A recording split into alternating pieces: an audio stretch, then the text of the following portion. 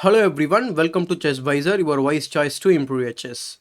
In today's video, I'm going to show you one of my blitz games which I played on WeChess, and in that game I managed to beat one women grandmaster in 22 moves. So before we begin this video, if you're watching this channel for the first time, please consider subscribing to the channel and press the bell icon to get notified for the future videos. So here I was handling the white pieces, so I opened the game with one e4 and she replied with the d6, that is Pirc defense. And after that I gained more space with the d4, that's the principled move. And after that she played pawn to c5. What's the idea of pawn to c5? If you capture this pawn, she may play this move, queen to a5 check, and after knight c3 blocking the check, and after she may take on a c5. So like that the game can continue. If you continue this specific variation, bishop e3, maybe queen b4, trying to grab another pawn, but that's not recommended, because after knight f3, if you want to grab this pawn, you are already lost the game. It's because when we play knight to d5 and the c7 is undefendable. So and if king moves to defend, then we have pawn to a4 trying to trap the queen. And if you are not careful in this position, if you play such a moves like knight f6, then bishop to d4 wins the queen. So such a trappy line this is. But the thing is, I was not playing this specific variation. I know that queen a5 check is coming, but I didn't see this much long because it was a blitz game. So I played the normal move, knight f3, developing move. I thought she is going to capture on d4, so my knight would be great if it is capturing on d4, right? So it will be centralized. And then she ignored that, and she played g6. And after that I played c3.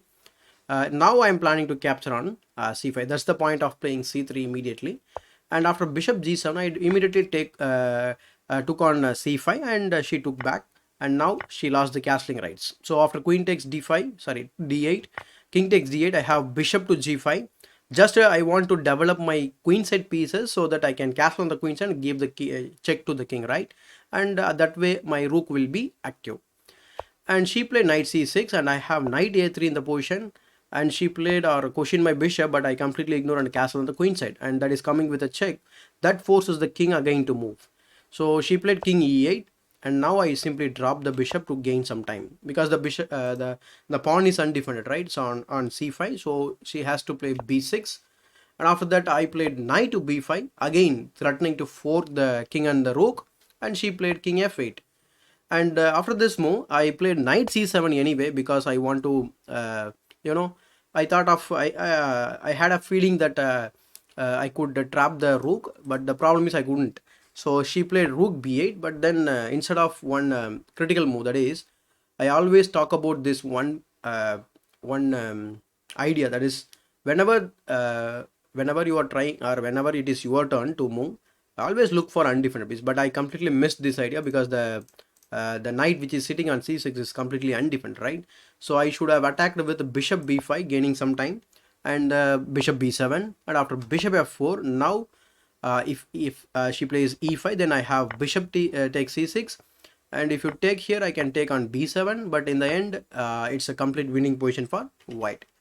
But I didn't play that move. I played bishop f4 directly. That allows the black to play the immediate e5, which attacks my bishop, and again my bishop has to either drop on e3 or g3. So I played bishop g3, keeping on eye on the pawn as well as on the rook x-ray. So here she played bishop g4, developing the last queenside piece, and I played bishop b5 now. So the move order matters, right? So but now still white is still better here, because she needs to figure out this group of people who are there in the first two ranks. So here she played bishop f3, and this very important principle I would like to reiterate for you people, because just now she developed the piece, right? Whether it is a blitz game, bullet, or classical, or whatever it is not recommended to take a piece immediately. And so it is called avoid trading developed pieces. So but anyway, she took on f3, but I took back with my pawn. And after knight g e7, another developing move for her, and I played knight to d5. So here that's actually a mistake or a blunder, because I should have played this move, knight to a6 to attack the rook, right? But I didn't play that move. Instead of that, I played knight to d5, dropping the knight back. So and here she is threatening to win the bishop here, and I completely missed that idea, but I played this knight takes e7, and after this move, uh, she she took back the knight with her knight, and in this position, if she immediately plays this move, and yeah, so this is not a right moment to play the move, but she will be playing the move immediately or eventually.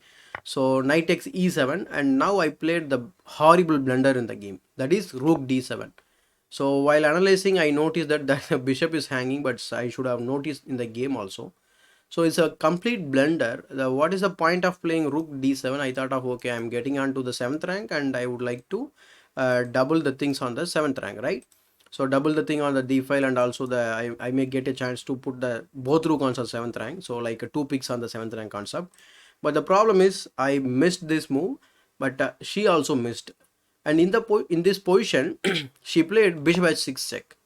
So that's not a necessary move, because that will always help my king's position to improve. So I played king c2, and after she played rook a8, because she thought, okay, the pawn is hanging, but now she could not even play this move, because I can simply take, because that will hit the knight also.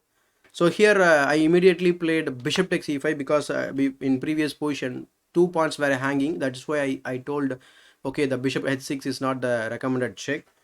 So she could defend only one of the two pawns, right? So she played rook a. I think most important point is to defend this pawn, but she played rook a8 anyway. So I played bishop takes e5, and now the rook is kind of attacked now, and now she has to be very very careful. So because the knight is hanging, the rook is hanging, but the problem is, for some reason she immediately played bishop g7, thinking that she is saving everything, but the king is kind of overloaded, right? So I can simply take the bishop that is coming with a check, and after this move she completely realizing that, okay, the game is not going further, and she resigns the game. So it's a very it's not a great or good game, just I want to show you this game because I managed to beat her in 22 moves. uh, Similarly, I have managed to beat several grandmasters and basically all title players. So I will be showing each games one by one in our channel, in case if you are watching this channel again for the first time. And thank you so much for watching till the end. And if you like this video, give it a thumbs up, and in case if you have not still subscribed to my channel, please consider subscribe to my channel Chess Wiser, your wise choice to improve your chess.